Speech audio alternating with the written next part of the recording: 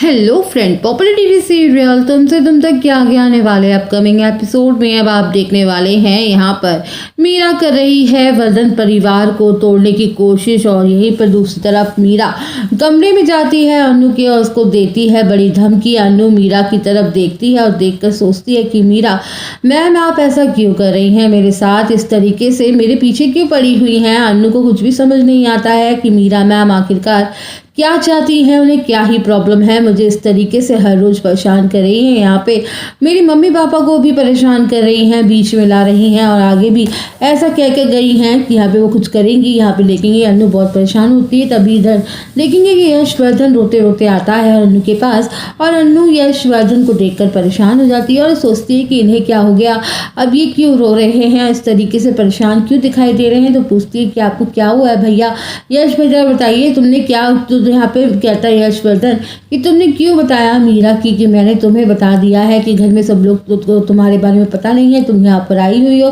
मुझसे मीरा बहुत ज़्यादा गुस्सा हो रही है, मुझसे बात नहीं कर रही और वो रोने लगते हैं। अनु सोचती है कि ये क्या कर रही है, मैं तो ऐसा कुछ कहा भी नहीं था मीरा मैम, यहाँ पे यशवर्धन ने मुझे ये सब कुछ बताया है, लेकिन ये सब क्यों कह रही हैं।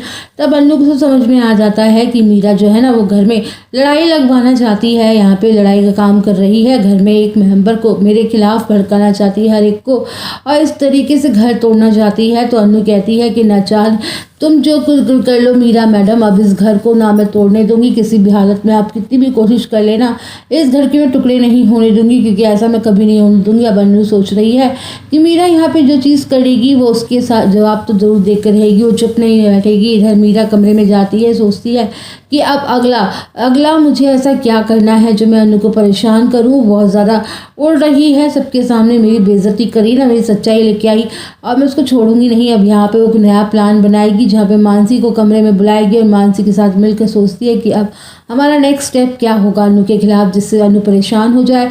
अब यहाँ पे जो गायत्री माँ है उन्हें उनके भी सामने अनु को भड़काती रहती है, अनु के खिलाफ भड़काती है, उन्हें बताती है कि लगती है कि अनु कैसे करती है, अनु कैसा बिहेवियर है, अनु कैसे करती है। उनकी गायत्री माँ भी जब वो मीरा की बातों पे भरोसा करती हुई नजर आएंगी, बार बार जो मीरा बोल रही है उसी बात को सुनती हैं। यहाँ पे अनु को बात बात पे डांटने लगती हैं, तो अनु ऐसा क्यों कर रही हो, तुम ऐसे क्या से वैसे कर सकती हो। अनु को समझ में आ जाता है कि आइंदा अनु ऐसी कोई भी गलत बात नहीं कहना, पहली चीज़ को सोचना फिर समझ के बोलना।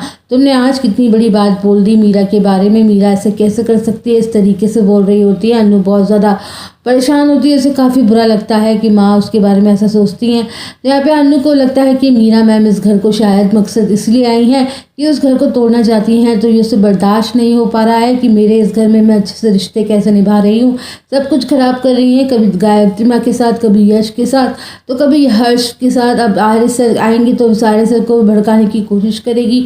आर्य सर नहीं, अनु आर्य सर को याद करने लगती है, उन्हें लगने लगता है कि आर्य सर इस बात को पता नहीं कैसे हैंडल करेंगे, मैं अकेली बहुत हो चुकी हूँ।